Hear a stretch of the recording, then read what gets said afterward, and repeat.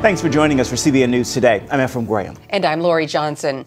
ISIS has struck again. This time, the extremist group released a gruesome video showing the mass beheadings of nearly 24 Egyptian Coptic Christians it had held hostage for weeks.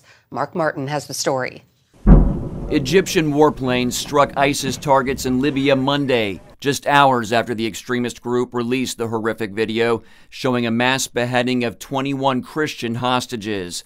The Egyptian government and the Coptic Church both say it's authentic. The militants claim loyalty to ISIS and identify themselves as the Tripoli province of the Islamic State group. The killings raise concerns the Islamic militant group, which controls about a third of Syria and Iraq, has established a direct affiliate in North Africa, less than 500 miles from the southern tip of Italy. One of the militants in the video, speaking English, makes direct reference to that possibility, saying the group now plans to, quote, conquer Rome. Relatives and friends of the hostages say they were targeted because they were Christians and voted for Egyptian President Abdel Fattah el-Sisi, a former army chief. Abanub Ishaq is a colleague of the Egyptian Coptic Christian hostages in Libya. He said they are targeting us because we voted for el-Sisi and because we are Christians. In Libya, they say that the Christians are the sons of el-Sisi and are targeting us for that matter. If only Christians voted for el-Sisi, he wouldn't have won the elections. Egyptian President el-Sisi declared, Egypt reserves the right to respond at the proper time and in the appropriate style in retaliation for those inhuman criminal killers. This latest ISIS atrocity comes as Congress debates President Obama's war powers request to take on ISIS, with many Republicans saying the president's move is not strong enough to truly battle ISIS, which is expanding its influence beyond Iraq and Syria. And the former Obama defense secretary warned that ISIS is a threat beyond the Middle East. We're dealing with an enemy that has strong command and control, and we're dealing with an enemy that is well armed. ISIS is a whole new chapter in terms of the terrorist threat to that area and to our country. Mark Martin, CBN News. Joining us now to discuss the growing threat of terrorist organizations like ISIS is CBN News senior international correspondent George Thomas, who is in Nigeria. George, in what ways is ISIS expanding its reach? Ephraim, great to be on your show. Listen, yesterday's attack is just clear evidence that the terror group's is growing. Its international footprint is going beyond just the Syrian as well as the Iraqi borders. You know, like ISIS, like Al-Qaeda, Al-Shabaab in Somalia, Boko Haram in Nigeria, the Al-Qaeda in the Maghreb, these groups find locations, ungoverned, undergoverned areas, and that's where they thrive, where there is no government control, no army, no police.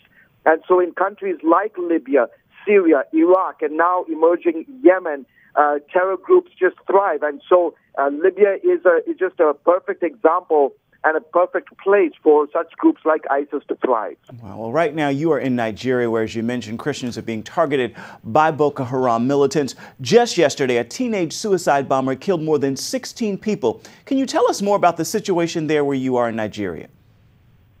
Yeah, the election has been postponed to March 28th, and the president has basically said that in the next few weeks there's going to be a major push by the Nigerian army. In fact, it's ongoing right now. They're attempting to flush out Boko Haram militants in various pockets of the country, especially in the northeast part of the country. And so there's an aggressive push by the Nigerian government. Whether they're able to completely crack down on the group between now and March 28th, is anybody's guess.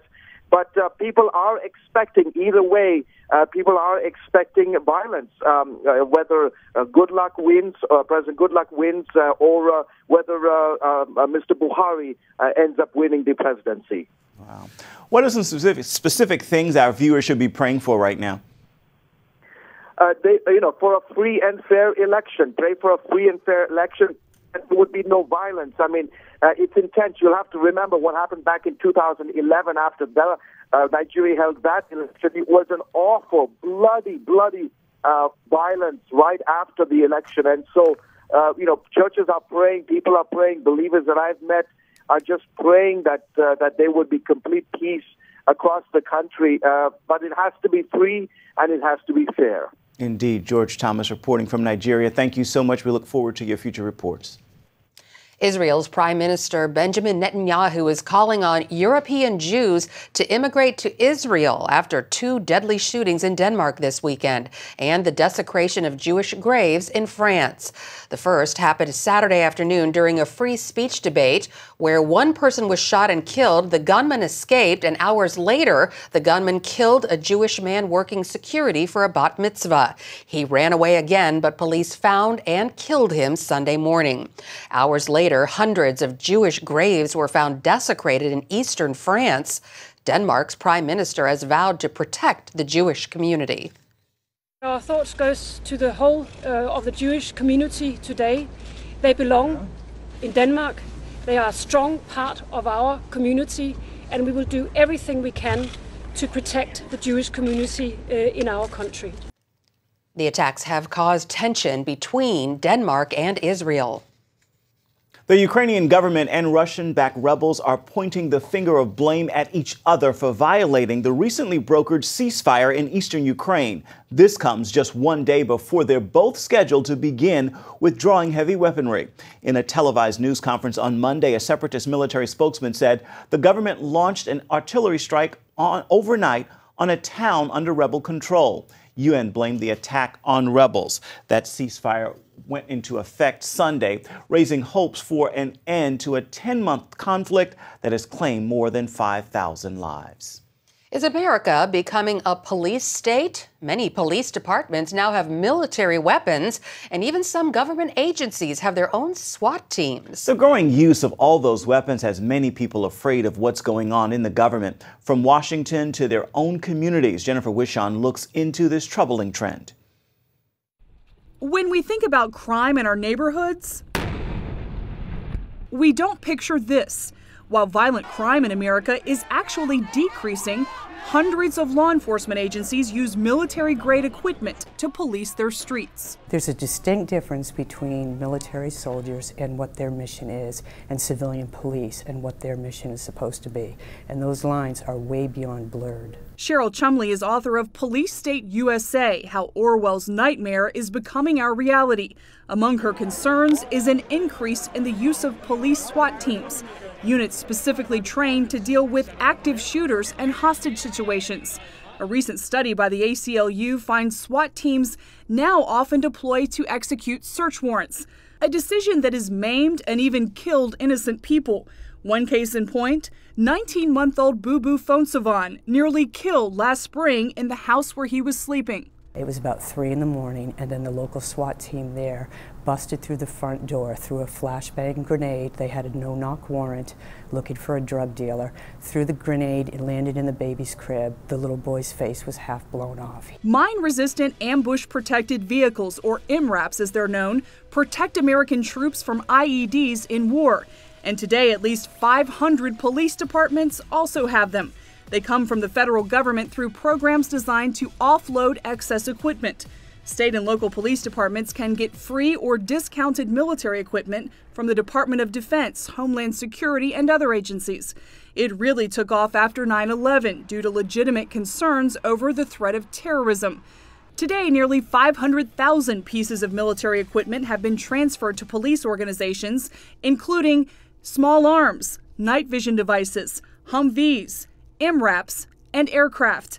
According to Chumley, some police departments have even secured silencers. A police officer is not a sniper, and I can't imagine any scenario where a civilian police officer would need to sneak up on somebody and shoot them before they have their due process through court. President Obama has issued an executive order directing the Attorney General, Secretary of Defense, and others to look at how to improve the way military-grade equipment is distributed to state and local law enforcement agencies, and to ensure those agencies understand how to use it and when they should use it. But it's not just militarized police departments that have some folks worried.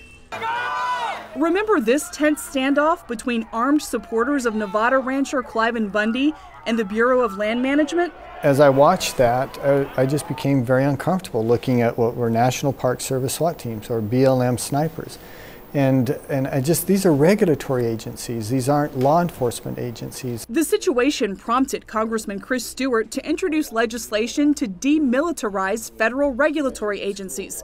Most of his state of Utah is owned by the federal government. Can you think of a regulatory issue that is so urgent that you have to have a SWAT team in and you got to get them in right now?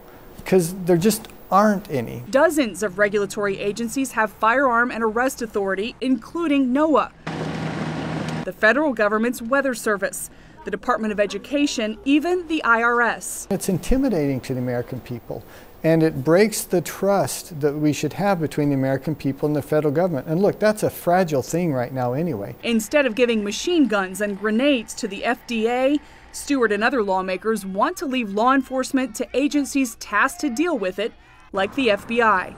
Jennifer Wishon, CBN News, Washington.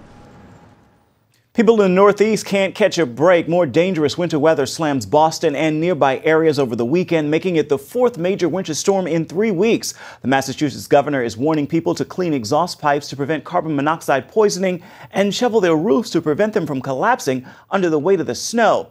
New Englanders are typically used to harsh winters, but this year's storms are far worse than most anyone can remember.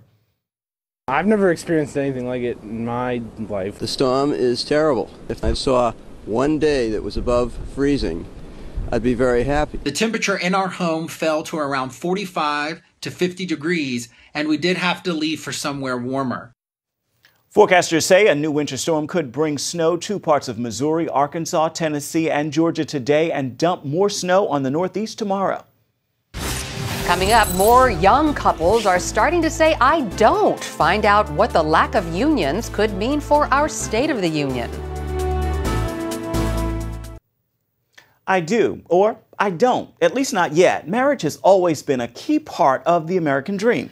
But now a new study shows that the millennial generation is waiting longer to get married and focusing on their careers first. Caitlin Burke brings us that story.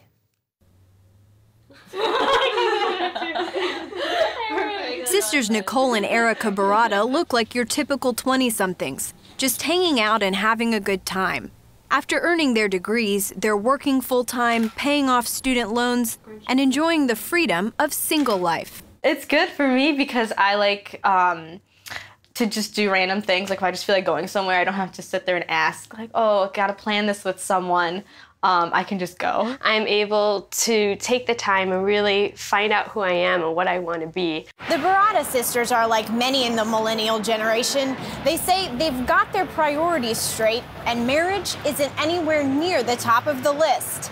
Instead, it's more about getting an education and pursuing their careers. And I think when you're younger, like in your 20s, I think it's kind of okay to be selfish and kind of just work on yourself because you're going to become someone as you get older who might be a bit different. A recent study finds the marriage rate has dropped for years, and the percentage of millennials marrying by age 40 will fall lower than any generation before them. From 1990 to 2010, that rate dropped less than 10%, from baby boomers at 91% to Generation X at 82%. By the time millennials reach 40, it could fall as low as 69%. CBN contributor and economist Stephen Moore says this decline could pose a serious problem. Marriage is one of the most important economic stimulus to the economy that we could have. This is one of the most important elements to reducing poverty, is keeping marriage rates high and keeping marriages successful. Moore worries that this millennial trend could mean more children growing up without a mother and father in the home. The data is unbelievably clear on this, that children who grow up in homes with two parents are very unlikely to live in poverty, whereas poverty rates are much higher in divorced households or households without a father. The Barada sisters say their Christian faith gives them a more traditional view. While they're saving their sexual purity for marriage, planning a family hasn't really been a priority. I was never that little girl who, at the age of 5, had my wedding planned, what flowers I was gonna have, what wedding dress. Never thought about it. Because I grew up watching like the Disney movies and everyone's like, those girls who watch Disney all want to get married and that's what it teaches them. I kind of always thought as like, I want to be the girl who has the adventure. To find out how some of their peers feel, CBN News hit the streets near Georgetown University. We couldn't find a single student who was ready to think about marriage anytime soon. In fact, some of them were opposed to the idea altogether. I'd say don't get married. Yeah, I think this is a wiser generation that honestly wants more options, and especially for me as a woman, my career options are pretty limited if I get married in the next 5 years. Roderick Hairston is the senior pastor at Messiah Community Church in Owings Mills, Maryland. He's also a former chaplain to the Baltimore Ravens and the author of the book Cover Her. He says the church should be concerned with this generation delaying marriage and agrees one of the most devastating effects will be on children. I think we're at the battle line, and the church has to be front and center, making marriage work, getting marriages healthy, celebrating marriages, so that our children can see that there is a place in our culture and society where marriage really does work. Roderick believes the benefits of a godly marriage can't be ignored: spiritual, emotional, and even for good physical health. When a marriage is strong and when it's healthy, obviously anxiety levels go down, which means that your blood pressure is not as high, which means that your cholesterol level is not as high. Still, the Barada sisters say they're happy and healthy being single. And like many millennials, they're not anxious to change their minds anytime soon. So definitely, I mean, marriage, there's benefits for it, but being single's great too. Up next, picture this: entire towns turning to God and the leaders of a nation praying to him. Find out how the Great Awakening shaped some of America's greatest presidents. On this President's Day, we pause to remember some of America's greatest leaders and the principles they followed in guiding this nation. Christianity played a critical role in forming our founders, who became some of America's first presidents. As Paul Strand reports, some of the strongest evidence is seen in the massive revival in the 1700s that left a radical mark on the birth of our nation. America's revolutionary fathers weren't just nominal Christians. They were profoundly influenced by the New World's first revival, the Great Awakening. Reverend Eddie Hyatt tells how it hit from the 1720s to 60s in his book, America's Revival Heritage. Colonial pastor Jonathan Edwards, known to pray and study his Bible 13 hours a day, watched radical revival take over his hometown in Massachusetts. The way he describes it is just like one day God invaded the town of Northampton. The town seemed to be full of the presence of God. The bars emptied out and Christians' homes filled with people anxious to be saved and know God. He said if you came across someone who seemed spiritually indifferent, it would be spoken of as a strange thing. Then the powerful English preacher George Whitefield brought his fiery sermons to America. Scorned by the established church, he preached salvation to huge multitudes outdoors. Crowds from 10,000 to as many as 30,000 showed up. Entire towns repenting and turning to God. Whitefield stayed at Benjamin Franklin's home while preaching in Philadelphia, and Franklin wrote of the revival's impact. From being thoughtless or indifferent about religion, it seemed as if all the world were growing religious, so that one could not walk through the town in an evening without hearing psalms sung in different families of every street. Whitefield lifted up a special prayer for the colonies that would make a huge difference in their revolution and future together. They would not live as 13 scattered colonies, but as one nation under God. And indeed, the Great Awakening became the first national event the scattered colonies experienced as one. It unified them unlike any time before, just in time to face the mighty British Empire in war. The revival also shaped the Founding Fathers' core vision for America, that God sets men free. It's their natural right to have liberty, and each is made to rule with Christ. Its influence is all over their Declaration of Independence, U.S. Constitution, and Bill of Rights. As he studied the founders, Hyatt found example after example of how deeply this awakening influenced them and their Christian values. Take Thomas Jefferson, for instance. He signed all presidential documents in the year of our Lord Christ. He sent Christian missionaries to one Indian tribe and gave them federal funds to build a church. He also attended Sunday services held in the House of Representatives.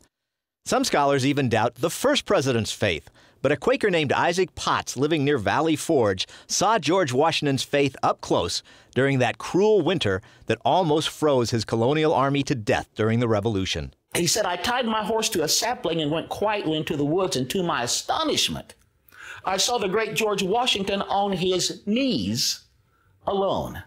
He was at prayer to the God of the armies of heaven, beseeching him.